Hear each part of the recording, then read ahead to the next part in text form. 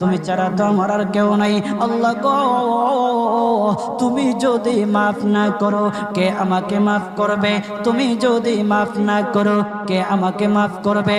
তুমি যদি আমাকে মাফ করো তাহলে তোমার কোনো দিকে কমবে না, তুমি যদি আমাকে মাফ না করো তোমার কোনো দিকে বাড়বে না।